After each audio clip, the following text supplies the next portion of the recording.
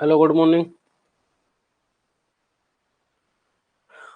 आ जाओ, आइए स्टार्ट करें।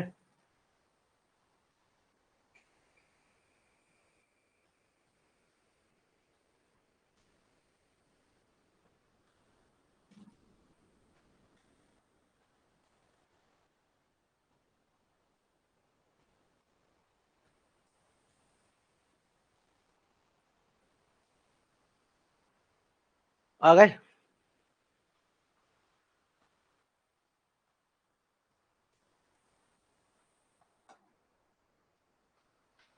समझ में आ रही जेनेटिक्स? अरे भाई, जेनेटिक्स समझ में आ रही है? हाँ या ना? क्या जेनेटिक्स समझ आ रही सभी को? बताएं।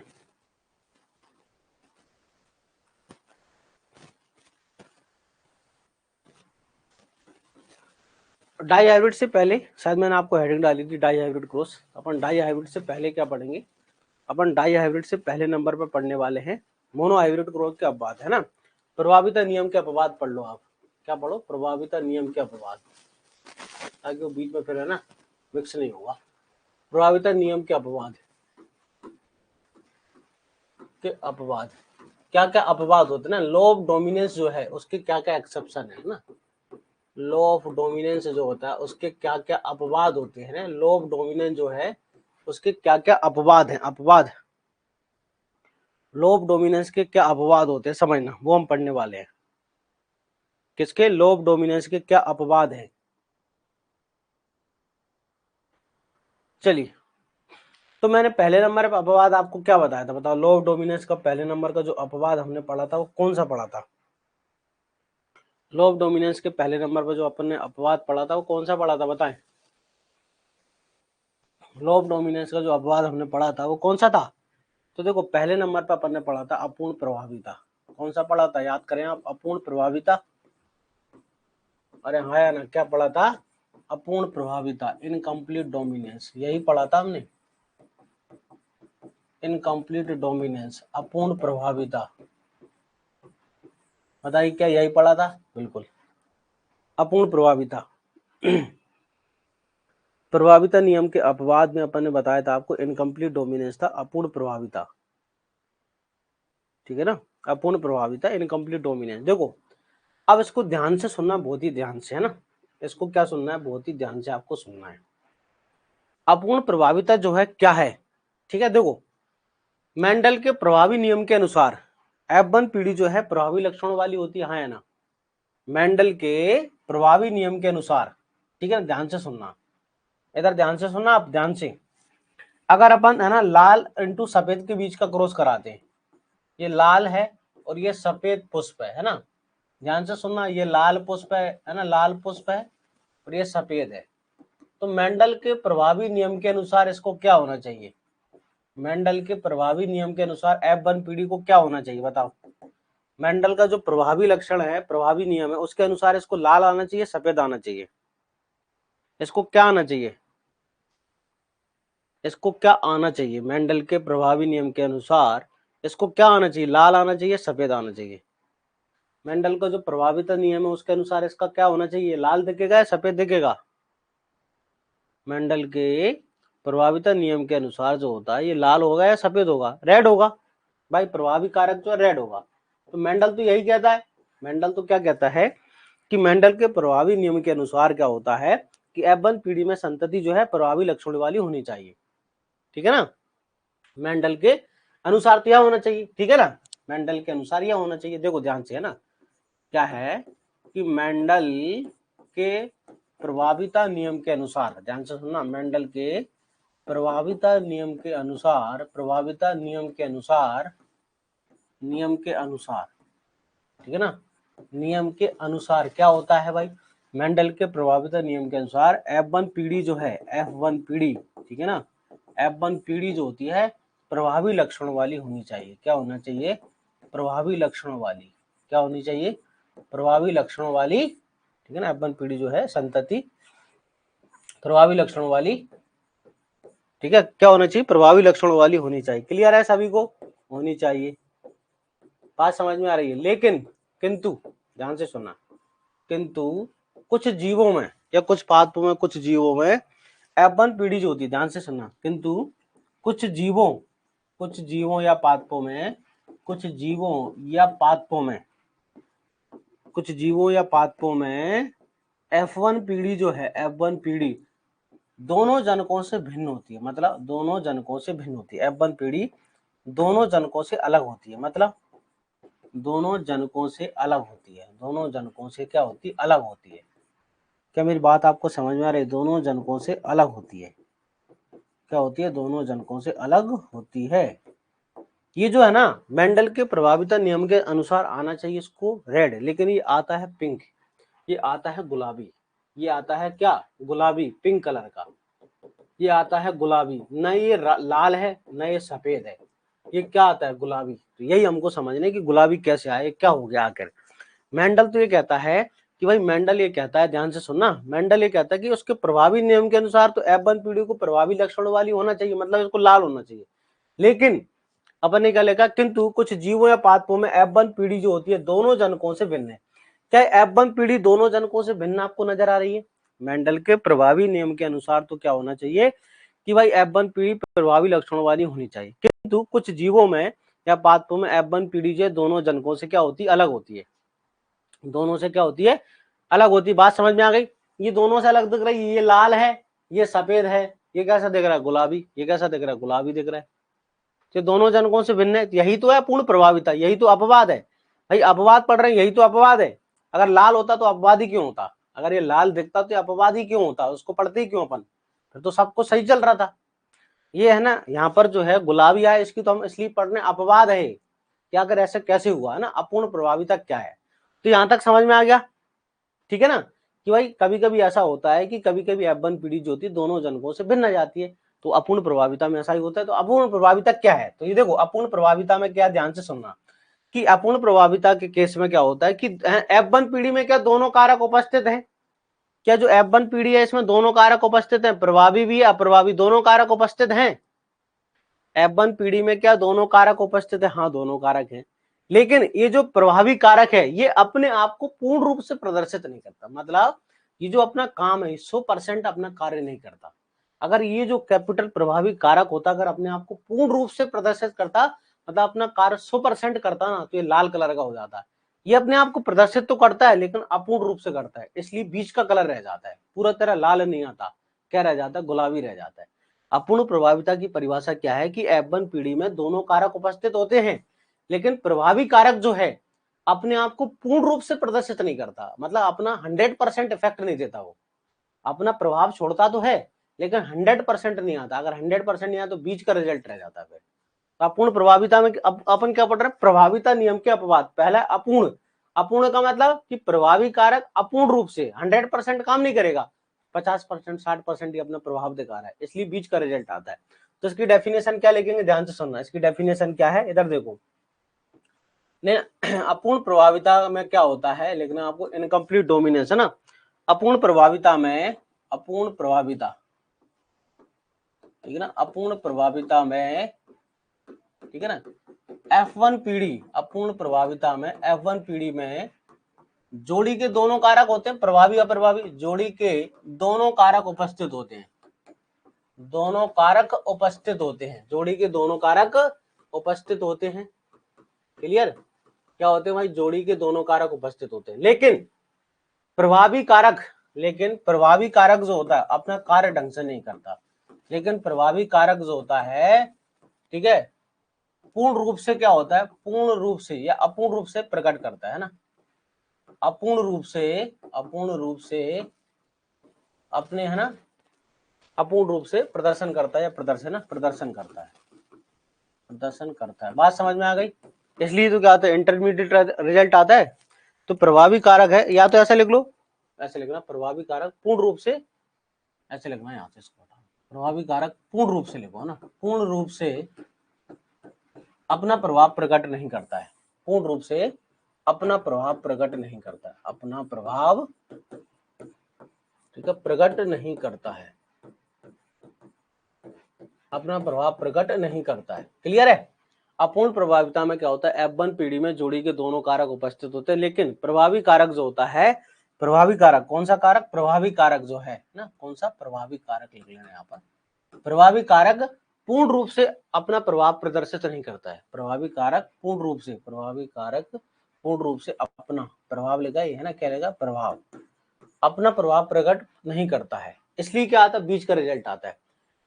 अपूर्ण प्रभाविता में F1 पीढ़ी में जोड़ी के दोनों कारक उपस्थित होते हैं, लेकिन प्रभावी कारक पूर्ण रूप से अपना प्रभाव प्रदर्शित नहीं करता है। इसलिए क्या होता है, इसलिए ठीक है ना, F1 पीढ़ी में, इसलिए F1 पीढ़ी में दोनों जनकों से भिन्न संतति, दोनों जनकों से भिन्न संतति प्राप्त होती है। तो हमको अलग अलग ना भिन्न संतति प्राप्त होती है ना, भिन्न संतति प्राप्त होती है। क्या बात समझ में आ रही है आपको, क्या प्राप्त होती है, भिन्न संतति प्राप्त होती है। क्लियर।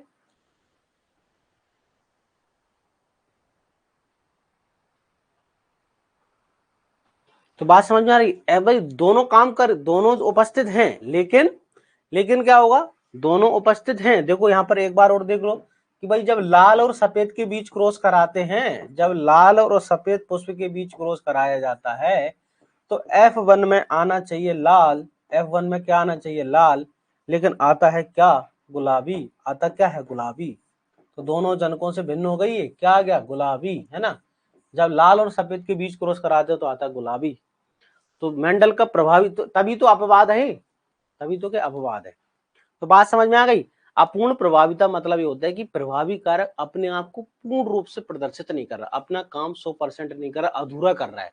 अगर कोई काम अधूरा कर रहा है तो उसको बोलते हैं अपूर्ण, कि अपने आप को पूर्ण रूप से प्रदर्शित नहीं कर रहा। हो सकता है 50-60, देखो एक बार समझना कि ये लाल, ठीक है, अगर 100% इफेक्ट दर्शा तो लाल आता, अगर उसने 50-60 दर्शाएगा तो अपन गुलाबी कैसे कह सकते हैं कि हल्का एक प्रकार से लाल है, मतलब लाइट कलर की इंटेंसिटी धीरे धीरे कम होती गई है ना भाई, 50%, 40%, 30%, तो लाइट जो है लाल कलर की जो है ना इंटेंसिटी धीरे धीरे कम होती जाएगी, लाल कलर की इंटेंसिटी धीरे धीरे कम होती जाएगी।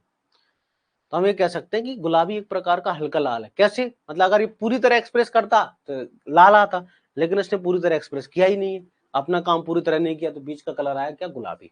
ठीक है, यहाँ तक क्लियर है। अब एग्जाम में क्या आएगा, एग्जाम में आता, ध्यान से सुनना, अपूर्ण प्रभाविता की खोज किसने की। देखो अपूर्ण प्रभाविता की खोज की मिरावेलिस जालापा के अंदर कार्ल कोरेंस ने, है ना, ये मोस्ट इंपोर्टेंट है।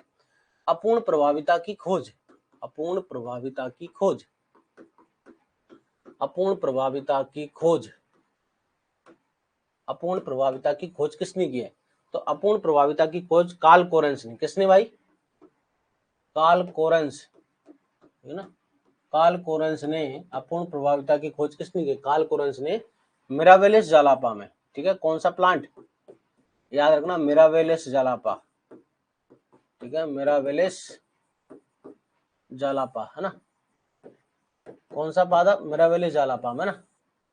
अब वो ना अपूर्ण प्रभाविता की खोज कार्ल कोरेंस ने मिरावेलिस जालापा में, ठीक है, मिरावेलिस जालापा में पुष्प के रंग के लिए, पुष्प के रंग के लिए, है ना, पुष्प के रंग के लिए की। याद रखना मिरावेलिस जालापा किसने खोजा है, तो याद कार्ल कोरेंस ने, मोस्ट इंपोर्टेंट है वैज्ञानिक का नाम कार्ल कोरेंस ने, मिरावेलिस जालापा। ठीक है, कार्ल कोरेंस ने मिरावेलिस जालापा के अंदर, है ना, किसने, कार्ल कोरेंस ने मिरावेलिस जालापा में इसको खोजा है। क्लियर है यहाँ तक सभी को, क्या मेरी बात आपको समझ में आ रही है, यहाँ तक क्लियर है।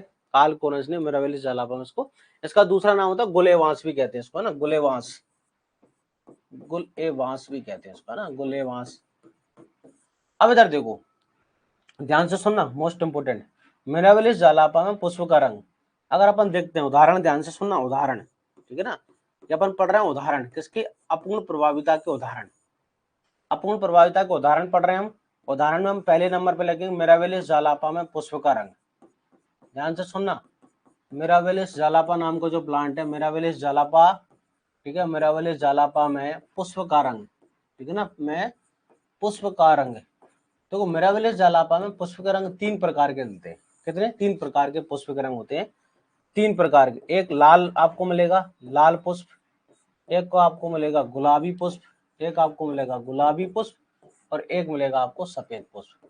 मिरावेलिस जालापा में आपको 3 प्रकार के पुष्प मिलते हैं, लाल पुष्प, गुलाबी पुष्प और सफेद पुष्प। मिरावेलिस जालापा में पुष्प का रंग जो होता है या तो लाल होगा या गुलाबी होगा या सफेद होगा। क्या होगा? लाल गुलाबी सफेद। ठीक है ना? क्या होता है? लाल गुलाबी सफेद होता है।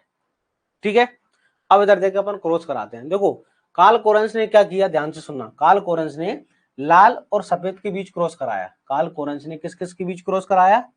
कार्ल कोरेंस ने लाल और सफेद के बीच, है ना। कार्ल कोरेंस ने क्या किया कि भाई लाल कलर के पुष्प जो है और सफेद कलर के पुष्प के बीच क्रॉस कराया। ठीक है ना? ये है ना पुष्प का, ये है पेरेंट्स। ठीक है ना? मिराबेलिस जालापा के अंदर लाल पुष्प है ना, ये क्या है? लाल कलर का पुष्प और ये सफेद कलर के पुष्प के बीच क्रॉस कराया। और F1 में क्या आया? Pink colour. तो F1 में क्या आया? पिंक कलर, है ना। F1 में क्या आया? गुलाबी रंग। कि गुलाबी रंग के पुष्प भी पाए जाते हैं। F1 में क्या आया? गुलाबी। जब हम F2 पीढ़ी निकालेंगे, F2 पीढ़ी, ठीक है, ये तो F1 पीढ़ी आ गई। जब अपन में F2 पीढ़ी निकालेंगे, ये है F1 पीढ़ी। जब अपन F2 पीढ़ी निकालते हैं तो क्या करते हैं? सेल्फिंग। मैंने आपको कल बताया था F2 पीढ़ी कैसे निकालते हैं। सेल्फिंग मतलब कैपिटल आर स्मॉल आर का cross capital R small r से ही करेंगे, हाँ या ना। तो देखो डब्बा बनाएंगे अपन, मैंने आपको कल सिखाया था डब्बा कैसे बनाते हैं, कि इसको लिख लो इस तरफ कैपिटल आर स्मॉल आर एक तरफ, इन दोनों को लिख लो, और दूसरी तरफ इनको लिख लो, दूसरी तरफ इनको लिख लो, कैपिटल आर स्मॉल आर। तो देखो पहला आएगा कैपिटल आर, दूसरा देखेगा कैपिटल आर स्मॉल आर, ये capital R small r small r small r. देखो पहले रंग का जो पुष्प दिखेगा आपको, पहले रंग का लाल रंग का दिखेगा, क्योंकि ये तो कैपिटल आर ही है भाई, यहाँ तो ये अपना काम पूरी तरह करेगा। ये जो भी गुलाबी रंग देता है ये हेट्रोजाइगस कंडीशन, F1 में हेट्रोजाइगस कंडीशन में जो भी प्रभाव आपको देखने को मिलेगा वो ये हेट्रोजाइगस में मिलेगा। ठीक है ना? तो ये तो देखेगा लाल रंग का, ये देखेगा गुलाबी रंग का, ये कैसा देखेगा? ये जो पौधा है ये देखेगा गुलाबी रंग का, कैसा? गुलाबी रंग का। ये जो पौधा देखेगा ये भी कैसा देखेगा? गुलाबी रंग का। ठीक है, ये जो पौधा दिखेगा सफेद रंग का। तो बाहर से देखने पर जो है कितने पौधे लाल दिखते हैं? तो एक। कितने पौधे गुलाबी दिखते हैं? दो। और कितने पौधे सफेद दिखते हैं? तो फिनोटाइप रेशो कितना होगा? इनकम्प्लीट डोमिनेंस में, अपूर्ण प्रभाविता में। ठीक है, याद रखना आपको, अपूर्ण प्रभाविता में, मोस्ट इंपोर्टेंट है, अपूर्ण प्रभाविता में, अपूर्ण प्रभाविता, अपूर्ण प्रभाविता में। ठीक है, क्या? F2 पीढ़ी में, F2 पीढ़ी में। ठीक है ना? कौन सी पीढ़ी? F2 पीढ़ी में। फिनोटाइप अनुपात कितना होगा बताओ? फिनोटाइप रेशो कितना है? फिनोटाइप अनुपात बताएं। तो फिनोटाइप अनुपात होता है 1:2:1, है या ना। जीनोटाइप अनुपात कितना होता है? जीनोटाइप अनुपात भी होगा 1:2:1। जीनोटाइप अनुपात भी कितना है? 1:2:1। जीनोटाइप अनुपात भी कितना होता है? 1:2:1। अरे हाँ या ना। देखो कैपिटल आर कितनी बार आ रहा है? एक बार। ठीक है, कैपिटल आर स्मॉल आर दो बार, ये स्मॉल आर स्मॉल आर। एक लाल कलर का दिख रहा है भाई, दो गुलाबी रंग के दिखते हैं और एक सफेद रंग का दिखता है। तो फिनोटाइप जीनोटाइप अनुपात समान आता है। इनकम्प्लीट डोमिनेंस में फिनोटाइप और जीनोटाइप अनुपात समान आता है। देखो अगर प्रभावी नियम काम करता, अगर प्रभावी नियम काम करता तो यहाँ अनुपात होना था 3:1, यहाँ अनुपात होना था 3:1, हाँ है ना। प्रभावी नियम अगर काम करता तो ये अनुपात कितना होता? फिर 3:1 होता कि नहीं? प्रभावी नियम के अनुसार तो 3:1 होना था, क्योंकि तीनों लाल दिखते ही, ये तीनों को लाल दिखना जरूरी था प्रभावी नियम के अनुसार। लेकिन F1 पीढ़ी में जो हेट्रोजाइगस कंडीशन आती है वहां पर ये गुलाबी हो जाता है, तो ये दो गुलाबी है, ये लाल है। पेपर में आपसे ये पूछेंगे अपूर्ण प्रभाविता के केस में फिनोटाइप रेशो कितना? दोनों समान होता है, 1:2:1, 1:2:1। बताओ किसी को कुछ डाउट है?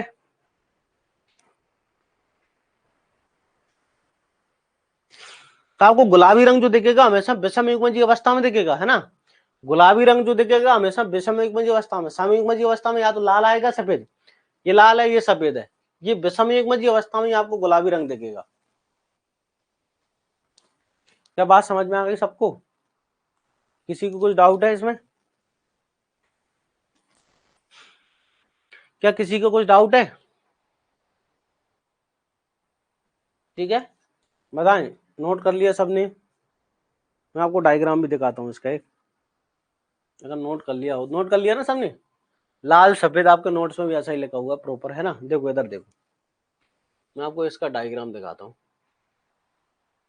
ठीक है ना, ये अपन ने उदाहरण पढ़ा है पहले नंबर का उदाहरण। क्या पढ़ा अपन ने? पहले नंबर का उदाहरण। काय का उदाहरण पढ़ा है? अपूर्ण प्रभाविता का, है ना। अपन ने किस चीज का उदाहरण पढ़ा है? ये हमने पढ़ा है अपूर्ण प्रभाविता का उदाहरण। किसका पढ़ा है भाई? अपूर्ण प्रभाविता का उदाहरण। पहला मिराबिलिस जलापा में पुष्प का रंग, है ना। क्या पढ़ा अपन ने? मिराबिलिस जलापा में पुष्प का रंग। ठीक है ना।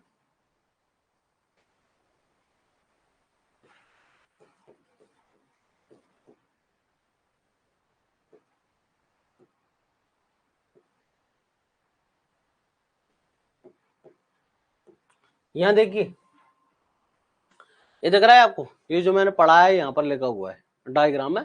देखो लाल कलर के पुष्प का क्रॉस हो रहा है, यहाँ पर सफेद कलर के पुष्प दिख रहा होगा कि लाल कलर के पुष्प का क्रॉस जब सफेद कलर से कराते हो तो F1 में क्या बनता है, गुलाबी। दिख रहा है आपको, गुलाबी। तो बाहर से एक लाल, दो गुलाबी और एक सफेद। क्लियर?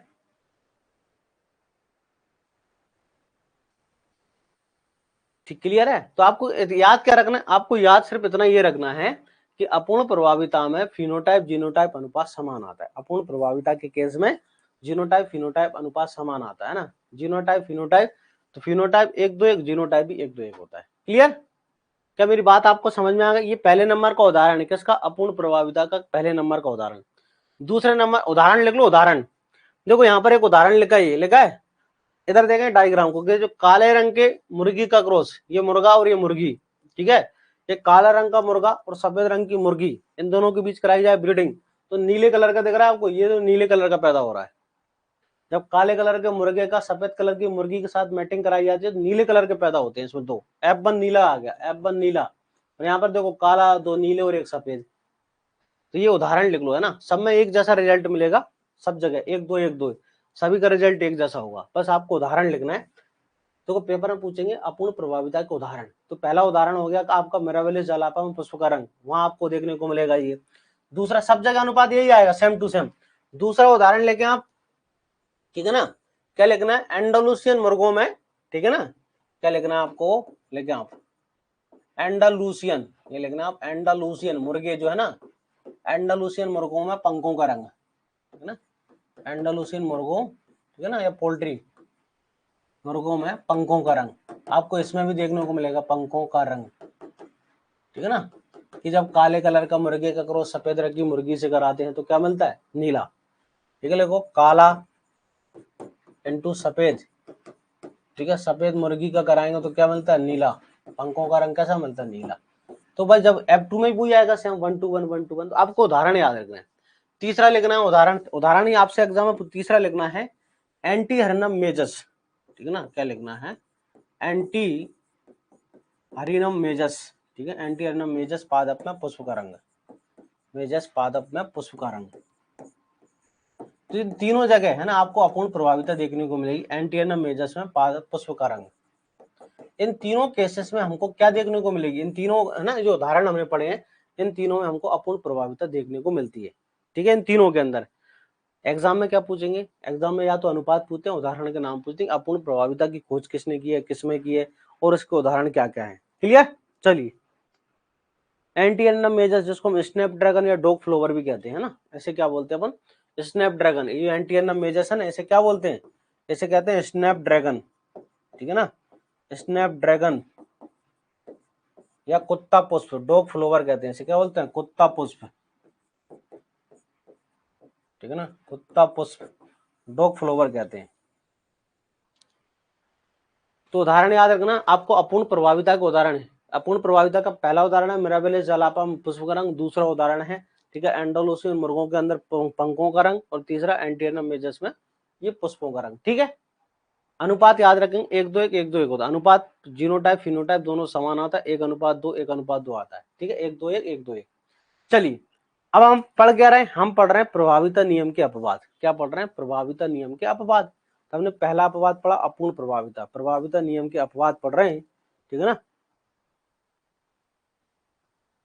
नहीं, फर्स्ट में भी, फर्स्ट नहीं सेकंड सभी जगह मिलेगा ना आपको, जो बदलाव देखेगा वो हेटेरोजाइगस कंडीशन में आएगा।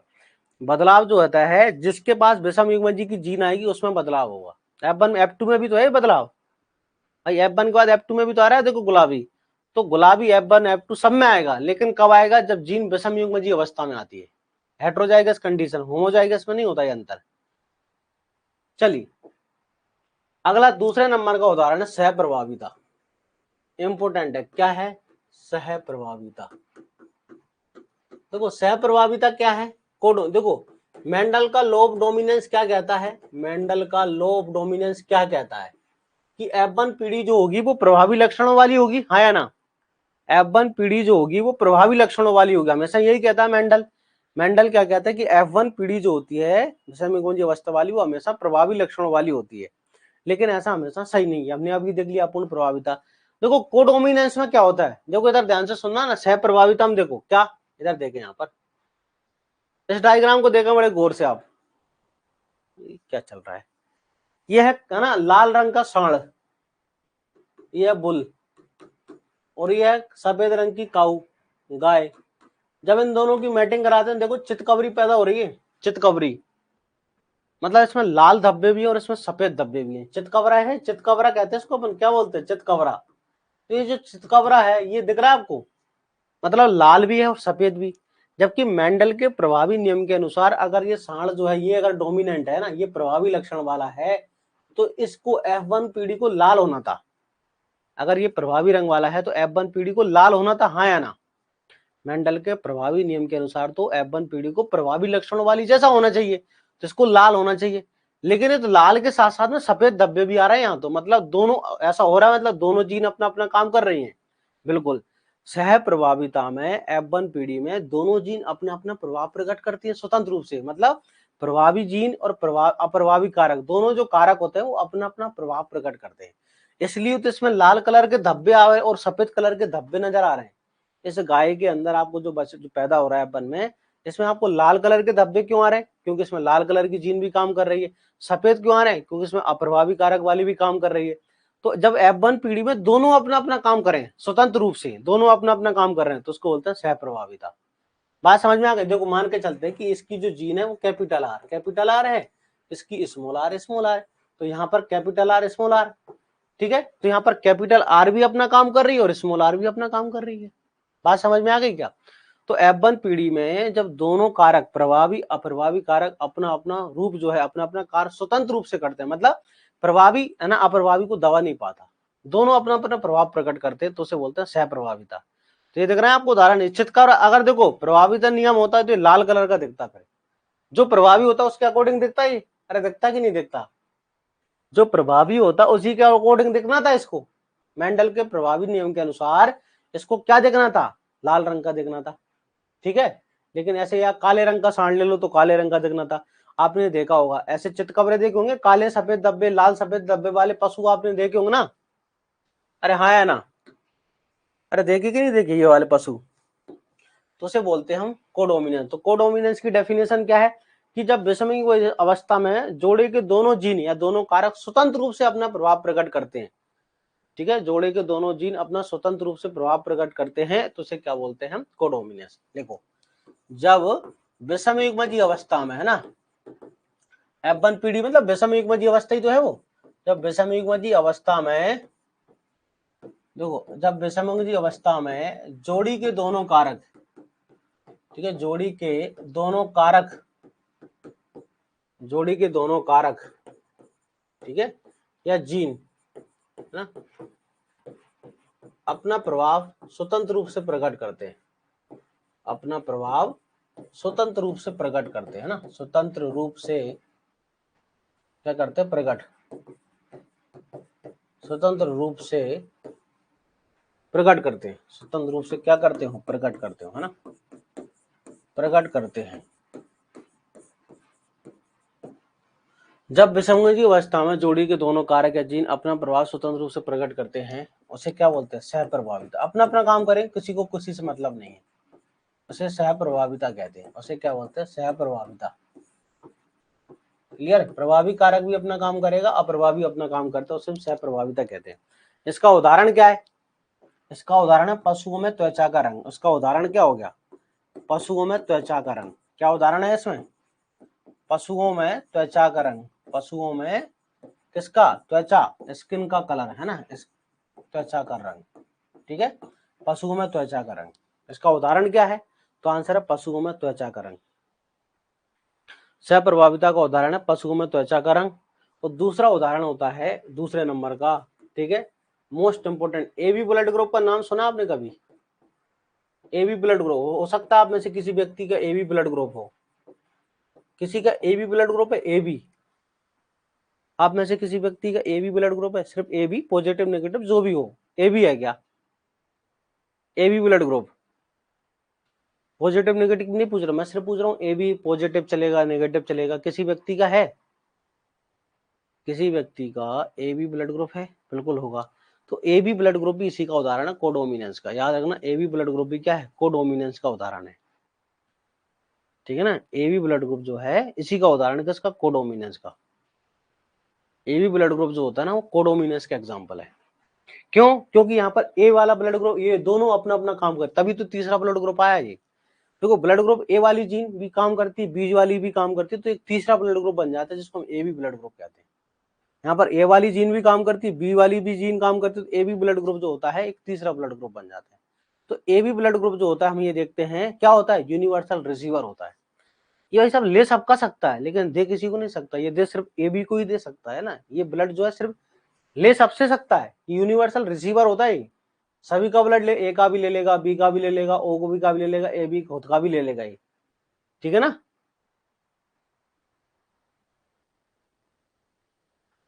अरे इंसानों में काम नहीं करता दोस्त यहाँ पर, है ना। इंसानों वाला, इंसान में कोई चितकबरे पैदा होते हैं क्या? इंसान में थोड़ी चितकबरा कोई पैदा होगा, होता है क्या कोई, कि पापा गोरे साउथ अफ्रीकन वेस्ट इंडीज जैसे क्रिस गेल है, ठीक है। ऐसे मैं आपको बताता हूँ, इंडिया वेस्ट इंडीज का एक पुराना प्लेयर है जिसका नाम विवियन रिचर्ड्स, बहुत फेमस, मतलब वर्ल्ड फेमस प्लेयर है जिसका नाम है विवियन रिचर्ड्स। नाम सुना आपने कभी? ठीक है, जिसका एवरेज 99.99 है, ठीक है, औसत है उसका 99.99 है ना। कभी उसके बारे में पढ़ना तो, है ना। दुनिया का महान बल्लेबाज माना जाता है उसको, विवियन रिचर्ड्स को। भारत में उसने शादी की, किसके साथ में, नीना गुप्ता। अगर तुमने पंचायत वेब सीरीज देखी है, पंचायत वेब सीरीज, हाँ, मसाबा गुप्ता उसकी लड़की है, मसाबा गुप्ता उसकी लड़की ना। तो पंचायत वेब सीरीज में जो प्रधान है, प्रधान पत्नी, प्रधान जी की पत्नी वो है नीना गुप्ता। पंचायत वेब सीरीज अगर तुमने देखी है तो उसमें जो प्रधान जी की पत्नी है वो है नीना गुप्ता। उन दोनों ने शादी की, उसकी लड़की है नीना, है ना, मसाबा गुप्ता, ठीक है ना। तो देख कलर है, कोई चितकबरी है क्या, वो नहीं है ना।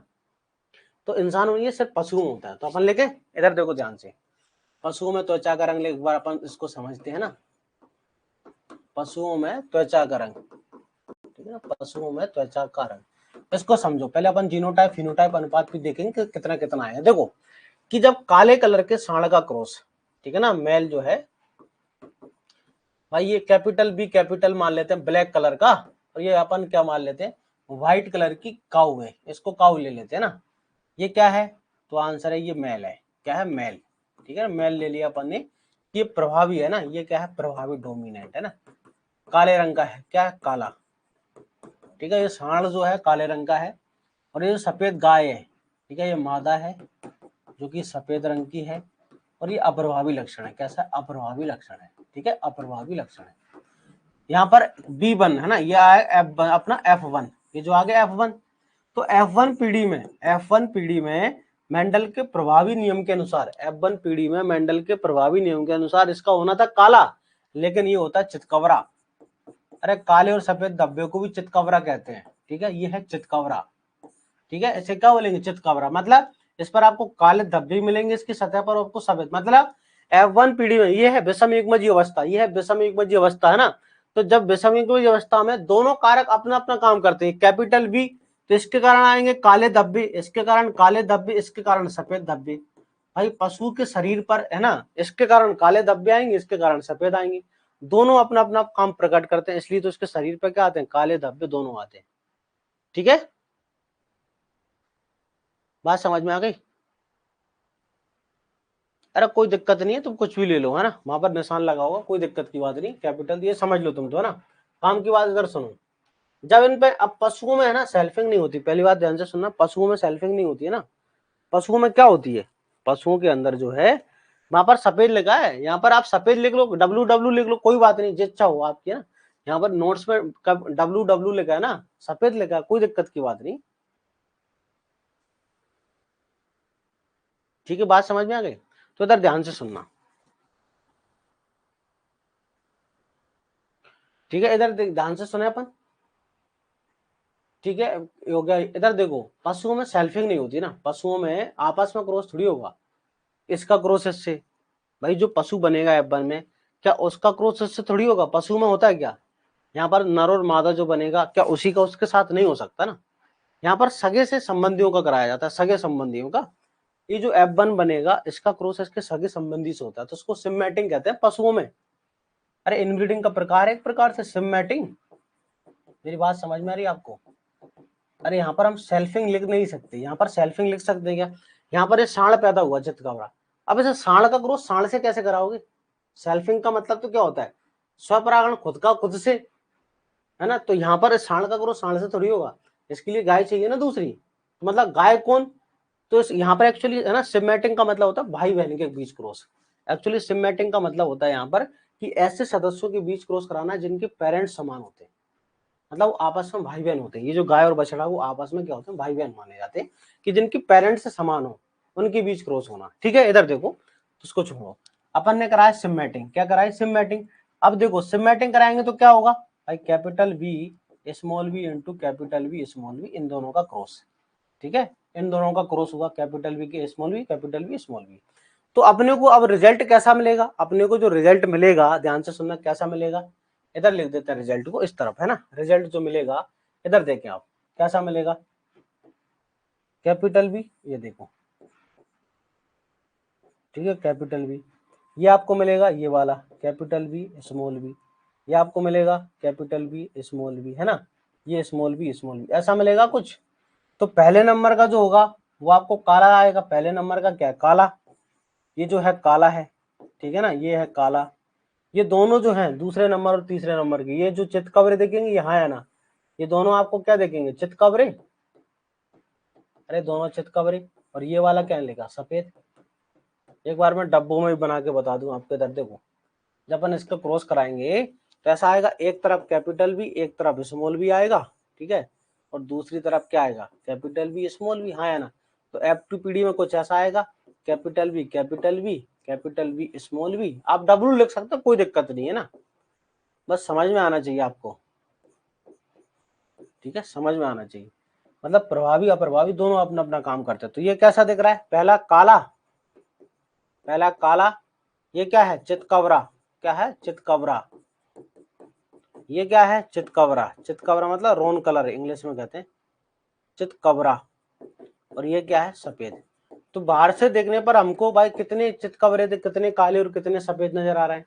तो बाहर से देखने पर, ठीक है ना, बाहर से देखने पर ये सब F2PD है ना, ये जो F2PD में आ रहा है ना, ये जो दिख रहा है आपको F2PD में, तो बाहर ये जो F2PD है, ये वाली जो कौन सी पीढ़ी है? F2, ठीक है। तो F2PD में फिनोटाइप जीनोटाइप अनुपात क्या आएगा? F2PD में फिनोटाइप जीनोटाइप, ये कौन सी F1 हो गई। तो एक बात बताओ, F2PD में आपको फिनोटाइप जीनोटाइप अनुपात कितना दिख रहा है? बताओ, फिनोटाइप अनुपात कितना दिख रहा है? अरे फिनोटाइप अनुपात क्या 1-2-1 दिख रहा है? हाँ या ना? एक काला, दो चितकबरे और एक सफेद दिख रहा है, और जीनोटाइप भी वही दिख रहा है सेम, हाँ या ना? जीनोटाइप भी उतना ही है, 1:1 है। बताओ, क्या जीनोटाइप भी 1:1 है? क्या जीनोटाइप फिनोटाइप समान आएगा? बिल्कुल एक जैसा होगा, जीनोटाइप भी समान होगा, फिनोटाइप, तो कोडोमिनेंस में जीनोटाइप फिनोटाइप समान आता है। ठीक है, देख रहा है आपको कि भाई एक काला, दो चितकबरे, एक सफेद, तो ये हो गया हमारा फिनोटाइप। ठीक है, फिनोटाइप क्या हो, ये जो PR मतलब फिनोटाइप रेशो लिखा, जगह नहीं इसलिए शॉर्ट में लिखा हुआ है ना, आप लिख लेना फिनोटाइप अनुपात, एक काला, दो चितकबरे, एक सफेद। जीनोटाइप अनुपात देखो, capital B capital B capital B small b और स्मॉल बी स्मॉल बी, है ना? आप इसको डब्ल्यू भी लिख सकते हैं सफेद की जगह, कोई दिक्कत नहीं है ना।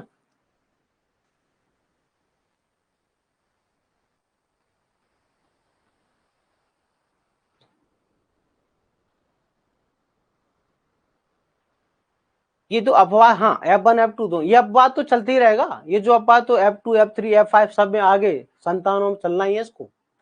एक्चुअली पशुओं में जो रहा होता है ये हमेशा ही चलता है, F2 में मिलेगा, F3 में मिलेगा, F4 में मिलेगा, सभी पीढ़ियों में आपको चितकबरे मिलेंगे यहाँ।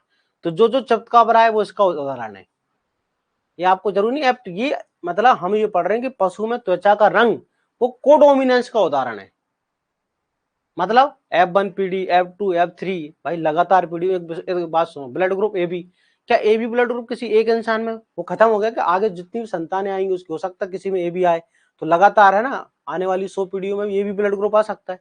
तो AB ब्लड ग्रुप किसका उदाहरण है? वो किसका है? तो कोडोमिनेंस का है। तो आपको हर पीढ़ी में कहीं ना कहीं देखने को मिलेगा, तो जहां चितकबरा देखने को मिले वो किसका उदाहरण है? कोडोमिनेंस का है।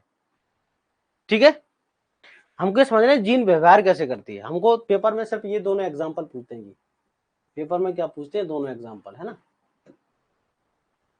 पेपर में क्या पूछते हैं, दोनों उदाहरण पूछते हैं। क्लियर। तो जीनोटाइप देखो कोडोमिनेंस में और है ना, इन दोनों में क्या होता है, उदाहरण सेम होता है, मतलब अनुपात सामने आता है। कोडोमिनेंस के केस में और मतलब अपना सह प्रभाविता और अपूर्ण प्रभाविता दोनों के केस में अनुपात सेम है। देखो 1-2-1 1-2-1 है। क्या बात समझ में आ गई। दोनों के केस में जो होता है,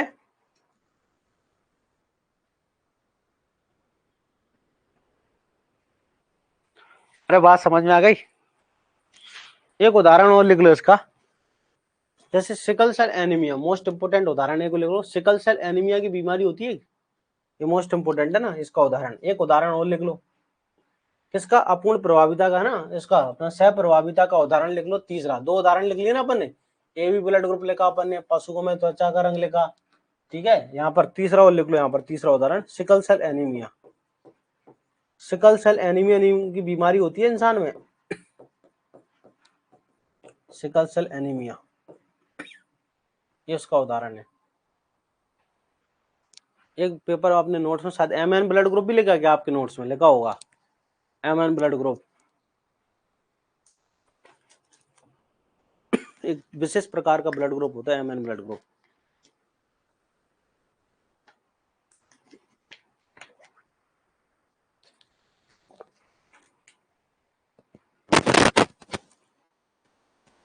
क्लियर है यहां तक सभी को, बताओ।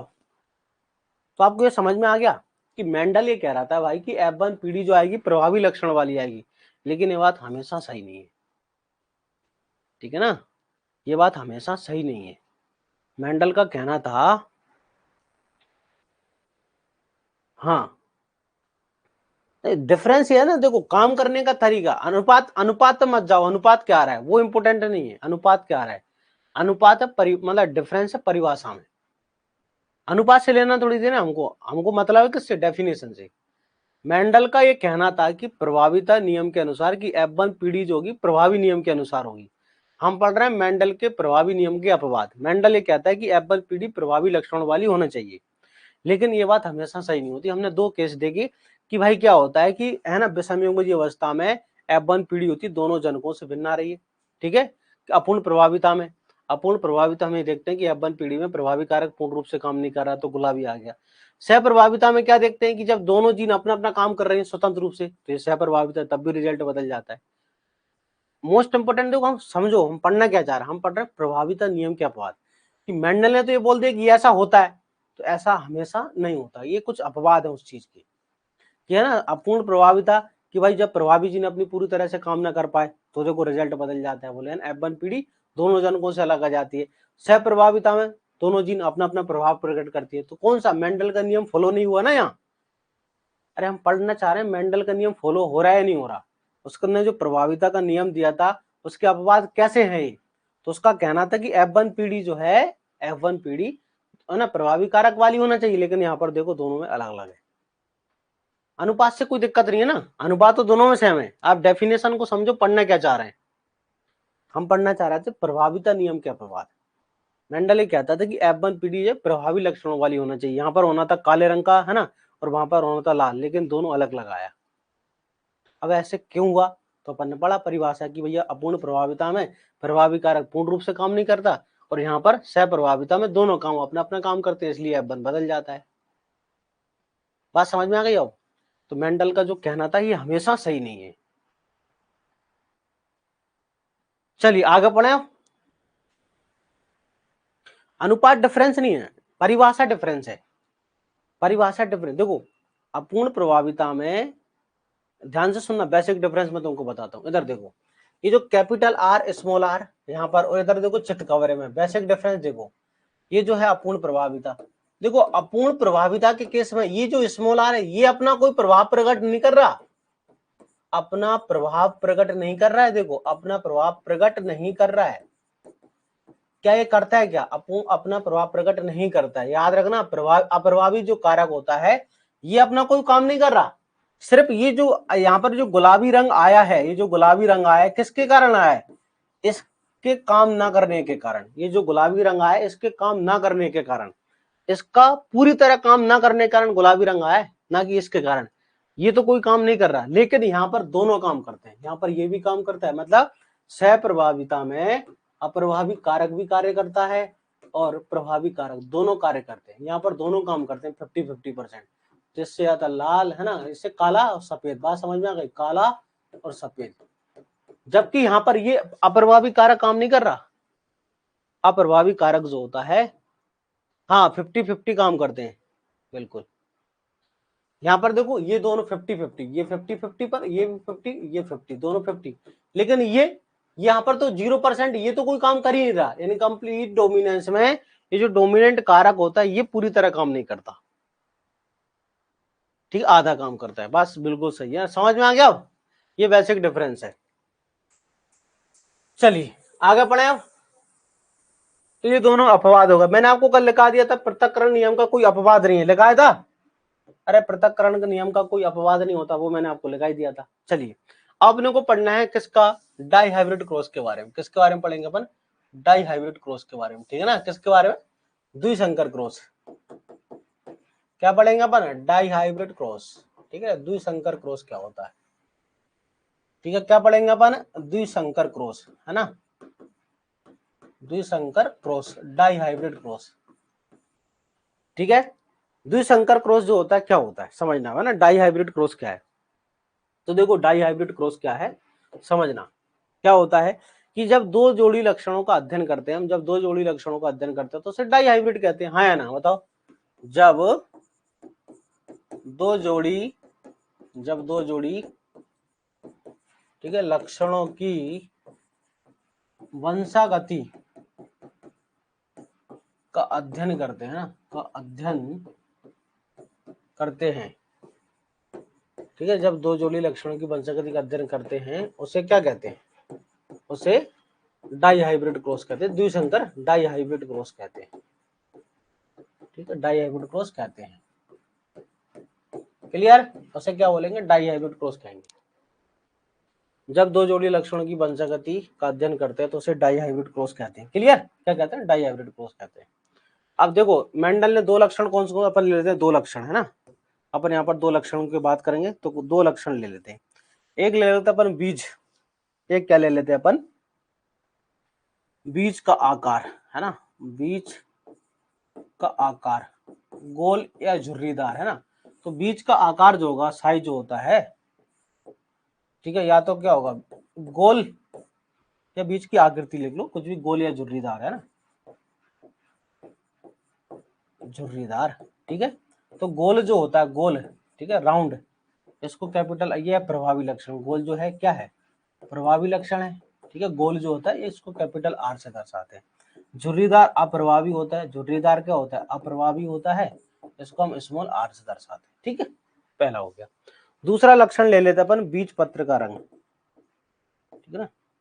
इसको आकृति लिख लो चाहो तो ना, बीज की आकृति, कंफ्यूज ना हो जाओ आप, है ना। बीज की आकृति आकार कोई दिक्कत की बात नहीं है, गोल झुर्रीदार याद रहना चाहिए। बीज पत्र का, है ना, रंग। देखो दूसरा हमने कैरेक्टर ले लिया, बीज पत्र का रंग, इन दोनों के बीच क्रॉस कराना है।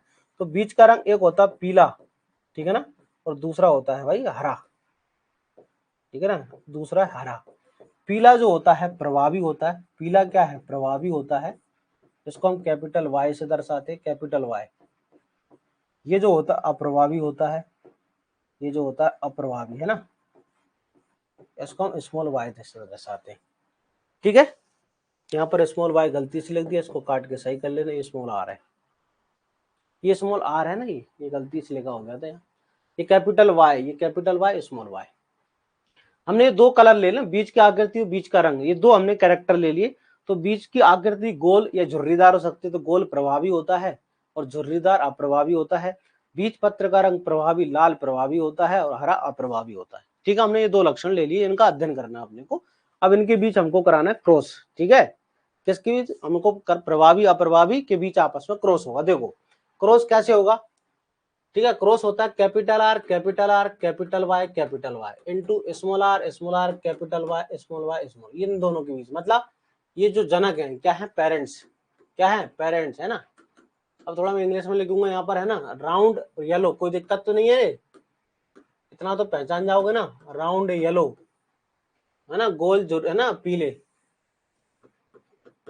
गोल पीले, ठीक है, गोल और पीले का क्रॉस अपन ने कराया, क्रॉस किसके साथ, झुर्रीदार हरे के साथ, ठीक है, झुर्रीदार हरे पौधे के साथ इसका क्रॉस करा है। F2 है ना, अपन डाइहाइब्रिड क्रॉस के बारे में पढ़ रहे हैं, झुर्रीदार हरे के साथ, किसके साथ, झुर्रीदार हरे के साथ।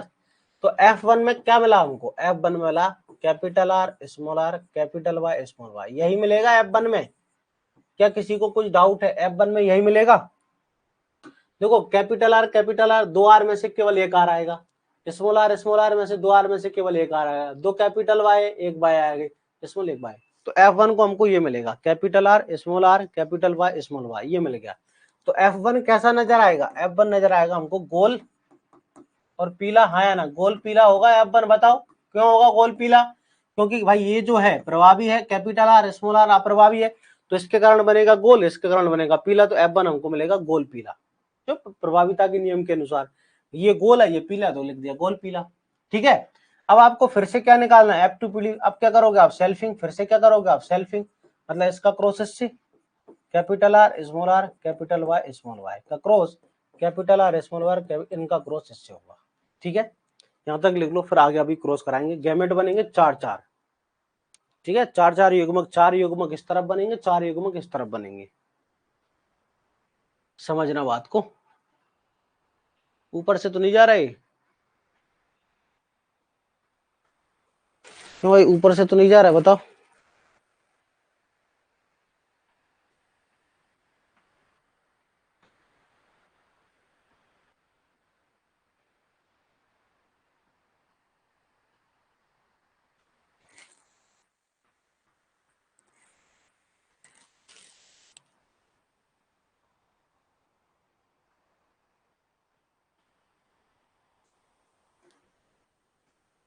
ऊपर से जा रहा है क्या,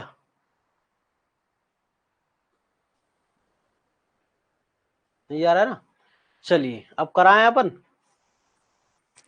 अब कराते अपन सेल्फिंग दोनों के बीच में।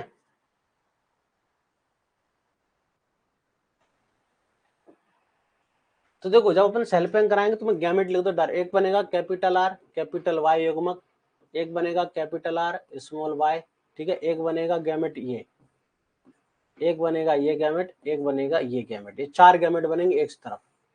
ठीक है, आपको ये पूरी वैसे याद करने की आवश्यकता है नहीं, काम की चीज याद करना, बस मैं आपको दिखा देता हूँ ये कैसे आता है सब। आपको काम की चीज क्या याद करना वो मैं आपको बता दूंगा। आपको अनुपात याद करना है यार, लेकिन वो अनुपात आया कैसे अभी नहीं बताऊंगा तो किसी किसी पेट में दर्द होगा कि तुमको आता नहीं, मास्टर को बताया नहीं, इसलिए बताना जरूरी है कि नहीं। ये देखो है ना, तो कैसे आता है वो, 9 अनुपात है ना, 9 3 3 1 कैसे आता है, इधर देखो 9 3 3 कैसे आता है, ठीक है ना, 9 3 3 कैसे आएगा, इधर देखें कैसे आएगा। यहाँ पर आएगा कैपिटल आर इन दोनों का क्रॉस होगा, जब कैपिटल वाई, जब इन दोनों का क्रॉस होगा कैपिटल वाई, ये आएगा। ठीक है, मैं लिख देता हूँ जल्दी, है ना। ठीक है, इसका फिर इसके साथ है ना, अपन ने क्या किया है, इस पहले को पकड़ा, इसको पकड़ा, इन चारों के साथ क्रॉस कर दिया, लिख दिया। अब इसको अपन ने उठाया, इसके साथ क्रॉस कराया, तो capital capital Y small Y, फिर इसका इसके साथ कैपिटल आर स्मॉल वाई, फिर इसका इसके साथ, ठीक है, capital R capital Y small Y, ठीक है, फिर इसका इसके साथ capital R small Y small Y, ये आएगा। फिर इसका देखो कैपिटल आर, ठीक है, फिर इसका, ठीक है, फिर इसका इसके साथ, ठीक है, फिर इसका इसके साथ, फिर लास्ट वाला देखो कैपिटल आर कैपिटल वाई, फिर इसका कैपिटल आर कैपिटल आर आएगा, कैपिटल आर स्मॉल आर, ठीक है ना, स्मॉल वाई, ठीक है, फिर स्मॉल स्मॉल कैपिटल स्मॉल, फिर ये आएगा स्मॉल ये। तो देखो पहले नंबर का कैसा दिख रहा है, पहले नंबर का देखो, पहले नंबर का आपको नजर आ रहा है गोल, पहले नंबर का नजर आ रहा है गोल पीला, हाँ या ना, गोल पीला होगा पहले नंबर का, क्योंकि कैपिटल आर कैपिटल वाई है, जहां भी कैपिटल आर और कैपिटल वाई आपको दिखे, तो देखो कैपिटल आर दिखेगा तो गोल, कैपिटल वाई देखो तो पीला, ठीक है, ये भी गोल पीला, ये गोल, ये पीला, ठीक है, गोल पीला, ये भी गोल, ये कैसा है, पीला। जहां कैपिटल वाई दिखेगी वो पीला हो जाएगा। ये कैसा है, तो गोल, ठीक है। ये कैसा है, पीला। ये कैसा है, गोल, लेकिन ये पीला नहीं है। अरे ये पीला है क्या, ये गोल के साथ हरा है, देखो ये है गोल हरा। ये गोल हरा होगा क्योंकि यहाँ पर कैपिटल वाई नहीं है, स्मॉल है, तो गोल हरा है। क्या है, गोल हरा। यहाँ पर भी गोल हरा, देखो ये क्या है, गोल हरा। देख रहा है आपको, गोल हरा है ये भी, क्योंकि स्मॉल वाई है ना। ये जो है पिंक कलर में ये वाला देखो, ये क्या है, तो आंसर गोल पीला। ठीक है, ये कैसा है, गोल पीला, कैपिटल है ना, ये देखेगा आर तो गोल, बाय कैपिटल देखे तो पीला, तो गोल पीला। ये फिर से गोल पीला, ठीक है, गोल पीला। क्या आपको ये गोल नजर आएगा, नहीं। ये आपको गोल नजर आ रहा है कि नहीं, ये है झुर्रीदार पीला। ये क्या है, झुर्रीदार पीला है, यस और नो, बिल्कुल झुर्रीदार पीला। ये भी कैसा है, झुर्रीदार पीला। ये भी कैसा है, झुर्रीदार पीला, क्योंकि स्मॉल आर आ गया ना। ये कैसा है, गोल पीला। ये कैसा है, गोल पीला। ये कैसा है, गोल पीला। ये कैसा है, तो आंसर है हरा। ये है हरा, सॉरी क्या बोलते, गोल हरा। ये गोल हरा। ये कैसा है, ये जो दिख रहा है आपको, ये झुर्रीदार पीला। ये कैसा है, ये झुर्रीदार पीला है। और लास्ट वाला कैसा है, झुर्रीदार हरा है। लास्ट वाला सबसे अलग है, लास्ट वाला जो है सबसे अलग है, ठीक है ना। लास्ट वाला क्या है, तो ये है झुर्रीदार, ठीक है ना, झुर्रीदार हरा। तो आपको कितने, जो पिंक कलर से अपन ने गुलाबी रंग से लेके ना, गुलाबी, ये जो है आपको गुलाबी रंग से लेके अपन ने, वो कितने, गिनो आप, काउंट करो। 1 2 3 4 5 6 7 8 9, टोटल 9 है। क्या आपको गोल और पीले कितने नजर आ रहे हैं, बताओ। क्या गोल पीले आपको 9 नजर आ रहे हैं, 9। काउंट करो। 1, तो गोल पीले में आप काउंट करें, है ना, देखो 1 2 3 4 5 6 7 8 और 9। क्या आपके 9 गोल पीले नजर आ रहे हैं। आपको 3 गोल हरे नजर आ रहे होंगे, 3, 1 2 हरे हरे जो है 3, ठीक है। 3 आपको झुर्रीदार पीले नजर आ रहे हैं, 1 2 और 3, और लास्ट में सबसे 1 लगा रहा है। तो F2PD में अनुपात क्या जाएगा, F2PD का अनुपात होगा 9 3 3 1 होगा। F2PD में डाईहाइब्रिड क्रॉस में अनुपात कितना होगा, बताओ। तो F2PD में अनुपात कितना होगा, डाईहाइब्रिड क्रॉस में फिनोटाइप अनुपात। F2PD में जो अनुपात होता है वो कितना, मोस्ट इंपोर्टेंट यही है, याद रखना हमको। एग्जाम में आपको यही याद रखना है, फिनोटाइप। एग्जाम में क्या याद रखना है, फिनोटाइप अनुपात। क्या याद रखोगा, फिनोटाइप रेशो कितना होता है, 9 अनुपात 3 अनुपात 3 अनुपात 1, यही होता है 9 3 3 1, 9 अनुपात 3 अनुपात 3 1। अरे 9 आपको दिख रहा है गोल पीले, हाँ है ना, 9 क्या देखते हैं, गोल पीले, ठीक है। 3 क्या देखते हैं, गोल, तो आंसर है गोल हरे, हाँ है ना, गोल हरे। 3 क्या देखते हैं, झुर्रीदार पीले, झुर्रीदार पीले, है ना। तो ये तो देखो, ये तो हमने लिखा है, आप दूसरा करो, दूसरी आ जाएंगी यहाँ पर, लेकिन अनुपात हमेशा यही आएगा। आपको नीचे नहीं याद रखना, हमेशा ऊपर वाली चीज याद रखना है, ठीक है। नहीं भाई ऐसे नहीं लिख सकते ना, अपना दिमाग मत लगाया करो यार। जब पूरी दुनिया ऐसे लिख रही है, वैज्ञानिक ऐसे लिखते हैं कि जो ज्यादा संख्या होता है उसको पहले तुम 1 से 3 का ही लिख रहे हो।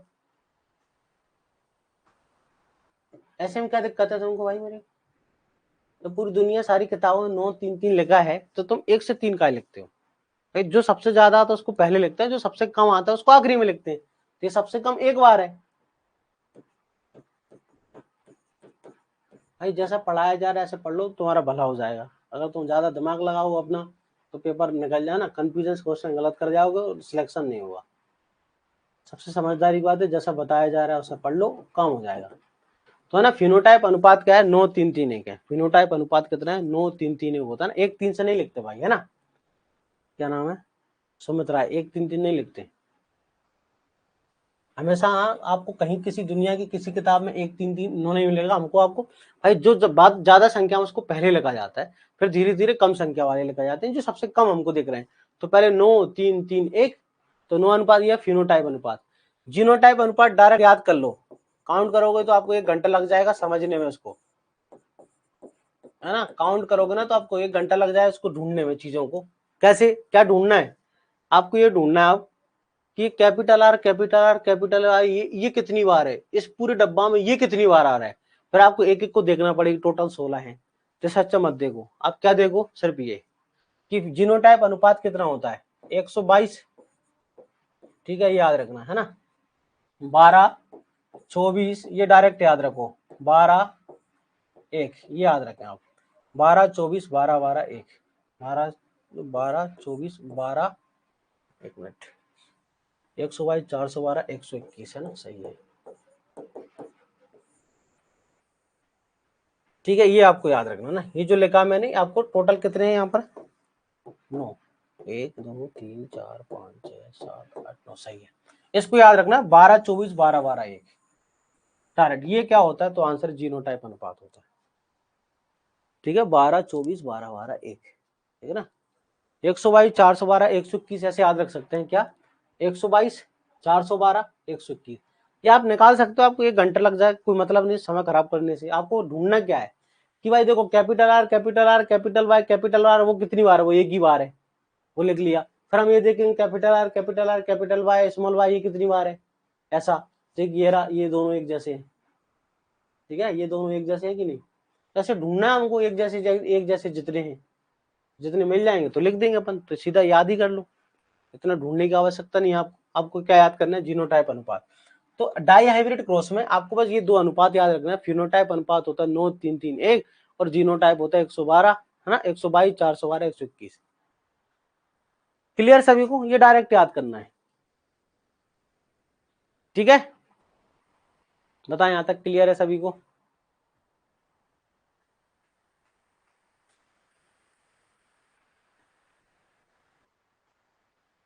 अरे बात समझ में आ गई सबको। तो फिनोटाइप आपको याद रखना है 9 3 3 1 और जीनोटाइप रेशो जो है 122 412 121, ये आपको डायरेक्ट याद करनी है। क्या डाई हाइब्रिड क्रॉस का कोई वो होता है अपवाद, क्या आप मेरे को बता सकते हैं इसका कोई अपवाद है, मतलब इस पर सॉरी अपवाद अभी पढ़ेंगे, सॉरी पहले अपन एक नियम पढ़ेंगे स्वतंत्र अपवहन का नियम है ना, वो इसी पर आधारित होता है, किसी पर इसी पर, तो उसको अपन आगे पढ़ेंगे। पहले कुछ न्यूमेरिकल अपन पढ़ेंगे, एक दो काम की चीजें, आपको कुछ फॉर्मूले बताना है। ठीक है, चलिए इधर देखें ध्यान से, क्या देखेंगे ध्यान से। ठीक है, ध्यान से ये सुनना आपको। ठीक है, क्या ध्यान से सुनना, कुछ न्यूमेरिकल पढ़ना है अपन कल आगे पढ़ेंगे स्वतंत्र अपवहन का नियम वगैरह वो सब कुछ न्यूमेरिकल। आप पहले फॉर्मूले लिख लो, ठीक है ना। 2 की पावर n, अगर आपको है ना युग्मक की संख्या निकालनी हो ना, युग्मक की संख्या, युग्मक की संख्या या प्रकार निकालना हो ना, युग्मक की संख्या या प्रकार आपसे अगर कोई पूछता है तो इसका फॉर्मूला है 2 की पावर n। ठीक है, अगर आपसे कोई पूछता है जीनोटाइप के प्रकार बताओ, जीनोटाइप कितने प्रकार के बनेंगे, जीनोटाइप के प्रकार। ठीक है, जीनोटाइप के प्रकार अगर आपसे कोई पूछता है कि कितने होंगे तो आप लगाएं 3 की पावर n। अगर आपसे कोई पूछता है ना फिनोटाइप अपना जाइगोट की संख्या कितनी आएगी ना, जाइगोट की संख्या, तो यहाँ पर आपको याद रखना है ना जाइगोट की संख्या, तो आपको फॉर्मूला याद रखना 4 की पावर n। तो यहाँ पर n क्या है, तो n देखो n होता है विषम युग्मजीय जोड़ों की संख्या, ये फॉर्मूला है पहले तो, अभी आपको मैं कुछ न्यूमेरिकल कराऊंगा इससे संबंधित। तो यहाँ पर n मतलब क्या होगा, n मतलब होता है विषम युग्मजीय जोड़ों की संख्या, विषम युग्मजीय, ठीक है, विषम युग्मजीय जोड़ों की संख्या, ठीक है, की संख्या, विषम युग्मजीय जोड़ों की संख्या। क्लियर, n का मतलब क्या होगा, विषम युग्मजीय जोड़ों की संख्या। हेडिंग कुछ नहीं डाले, ये डायरेक्ट लगो, हेडिंग नहीं, सीधा अगले पेज से युग्मक हो गया ना, हेडिंग कुछ नहीं डालना है। युग्मकों की संख्या प्रकार है ना, सीधा जीनोटाइप के प्रकार, जाइगोट की संख्या।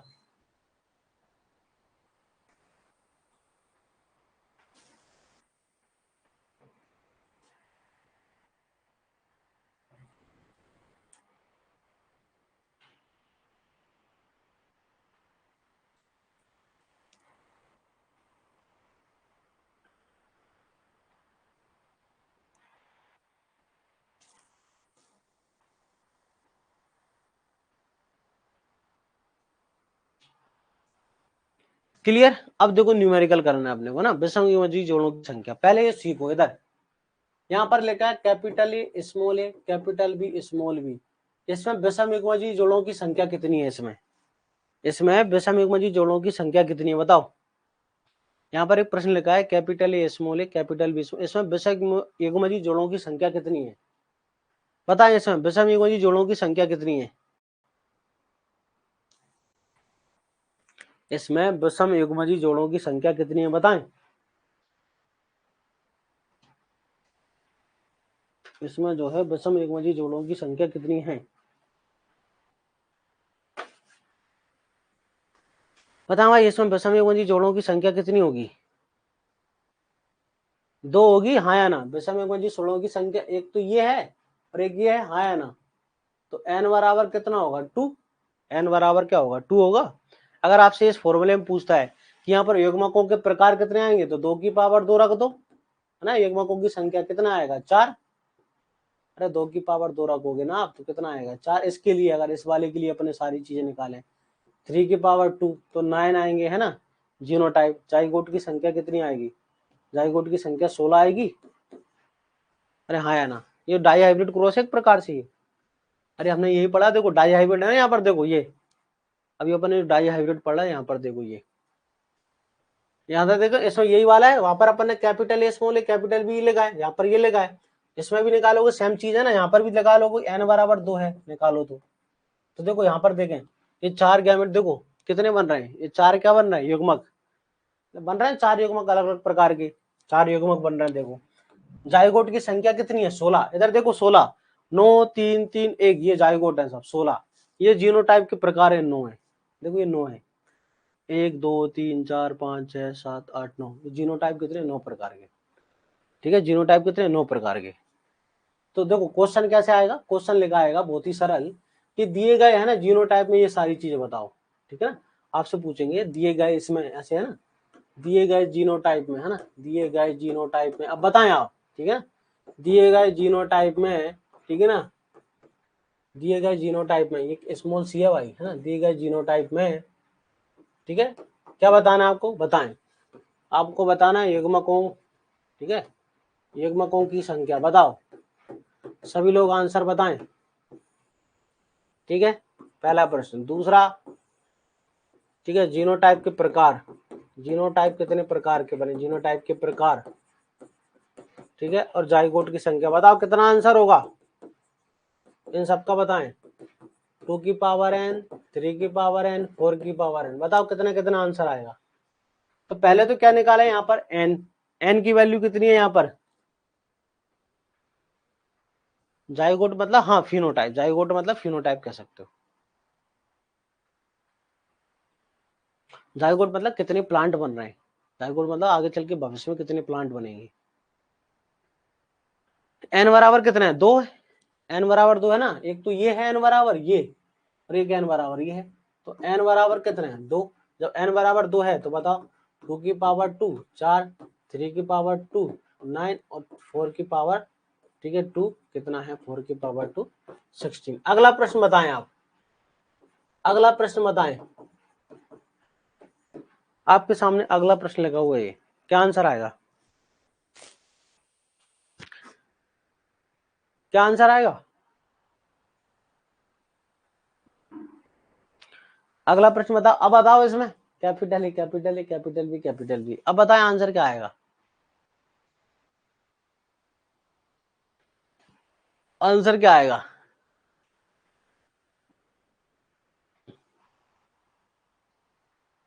क्या आंसर आएगा?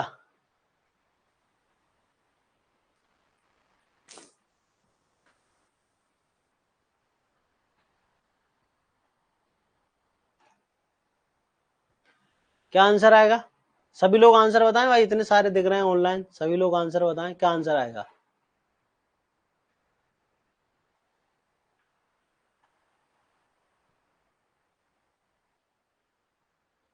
क्या आंसर आएगा? तो इधर देखो, तुम सभी का आंसर गलत, एक का भी आंसर सही नहीं है, एक भी व्यक्ति का आंसर सही नहीं है। इधर देखो, यहाँ पर n की संख्या कितनी है? 0। जब किसी की घात 0 रखते हैं तो भाई वो है ना 1 होता है। जब किसी की घात 0 होती है तो 1 होता है। आंसर एक एक एक आएगा। अरे किसी की घात जब जीरो होती है तो एक होता है, ठीक है, जीरो थोड़ी होता है, किसी की घात जीरो होती है तो जीरो नहीं होता, वो घात जब एक होती है ना, एक में बदलता है। तो सबका आंसर जीरो जीरो आ रहा था। भाई एन की संख्या जीरो है तो एन रखो ना जीरो, तो दो की घात जीरो मतलब एक, तीन की घात जीरो मतलब एक, फोर की पावर जीरो मतलब एक, एक एक आएगा आंसर। सबने आंसर जीरो जीरो दिया, किसी ने दो दिया। मैं देख रहा था मैथ मैथ आ रहा है कि नहीं, मैथ मैथ लगा नहीं रहे, घातांक और करनी पड़ते हैं कि नहीं। तो भैया जीरो जीरो ऊपर लिखते हैं। अरे यार कैसे पहचान, देख नहीं ये क्या है, एक बात बता हमको, है ना, ये देखना है होमोजाइगस है हेट्रोजाइगस है, ये दिख रहा है ना, ये इतना देखना तो आता है।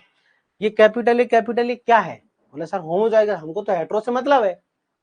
ये तो दिख रहा है भाई कैपिटल ये क्या है, बोले सर होमोजाइगस, हमको मतलब है ये हेट्रो है होमो है, ये होमोजाइगस है।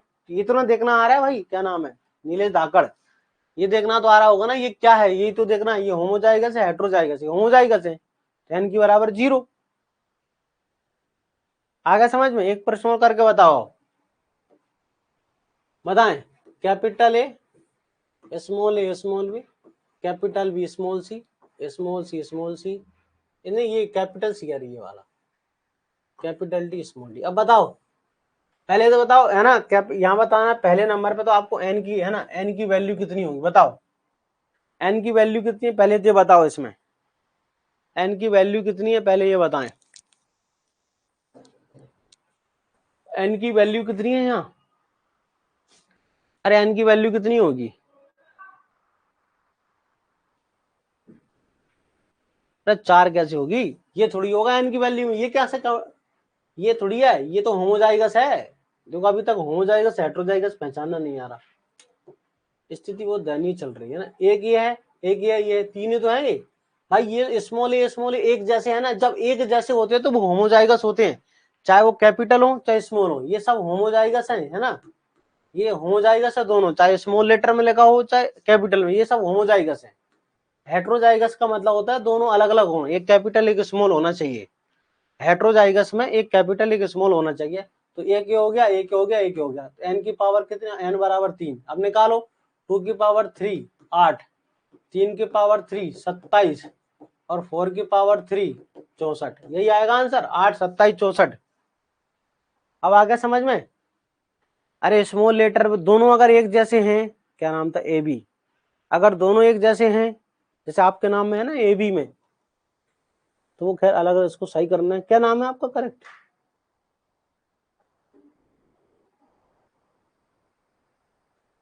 अरे हाँ यार पहले ही तो लगाया यार, नीलेश इतनी देर से क्या बोल रहा हूँ मैं, जहां पर यहाँ लिखा हुआ है लिख के बताया कि विषमयुग्मजी जोड़ोगी, फिर भी काहे परेशान, संयुग्मजी जब बोल ही रहा हूँ, आपको संयुग्मजी से कोई लेना देना नहीं, यहाँ पर फॉर्मूले में नीचे लिख कर दिया है, एन का मतलब क्या है, विषमयुग्मजी जोड़ों की संख्या, आपको हमेशा विषमयुग्मजी ही लेना है, क्लियर, संयुग्मजी से कोई मतलब नहीं है।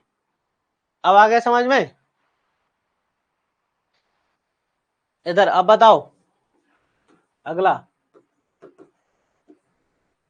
अगला अब आंसर सही बताना है ना, अब आंसर सही बताना है ना, बताओ अब क्या आंसर होगा, यहाँ पर कितना कितना आएगा आंसर,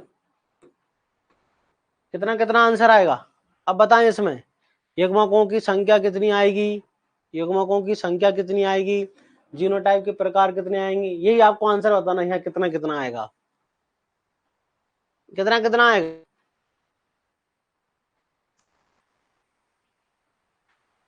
अरे धन्नो प्रभु हो तुम, आंसर बताना तुमको, तुम एक काय बता रहा हो, एक तो एन की संख्या में एक थोड़ी पूछ रहा हूँ तुमसे, एन बराबर एक है, ठीक है, तो यहाँ कर दो की पावर एक दो, तीन की पावर एक तीन, फोर की पावर एक चार, आंसर तो ये होगा ना आपका।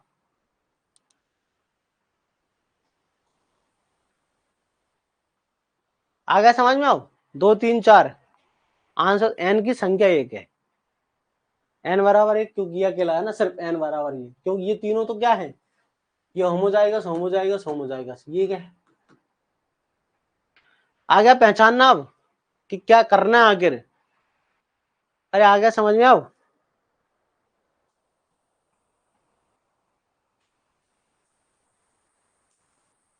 अरे आ गया सभी को समझ में, करना क्या है? चलिए आ गया होगा सबको समझ में, करना क्या है। चलो फिर अगली क्लास में आगे नया पढ़ेंगे अपन, द्विसंकर क्रॉस का कंक्लूजन है ना, लोप इंडिपेंडेंट असॉर्टमेंट पढ़ेंगे अपन, स्वतंत्र अपवहन का नियम, उसका अपवाद पढ़ेंगे अपन, लिंकेज, ठीक है, उसका अपवाद होता है लिंकेज, वो हम अपन अगली क्लास में पढ़ेंगे, लिंकेज क्या है ना, लिंकेज के प्रकार, सारी चीजें।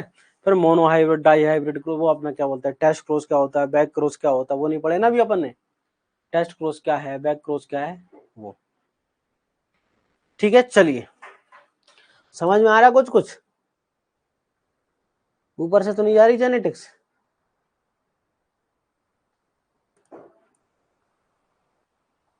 ओके, एग्जाम में टेस्ट दोगे तो पता चल जाएगा यार, एग्जाम में सब पूछते हैं ना, क्या आपको ये दे देंगे दी गए जीनोटाइप में युग्मकों का प्रकार बताइए, ये क्वेश्चन ही तो है, दी गए जीनोटाइप में युग्मकों के प्रकार कितने होंगे, जीनोटाइप की संख्या कितनी होगी ना।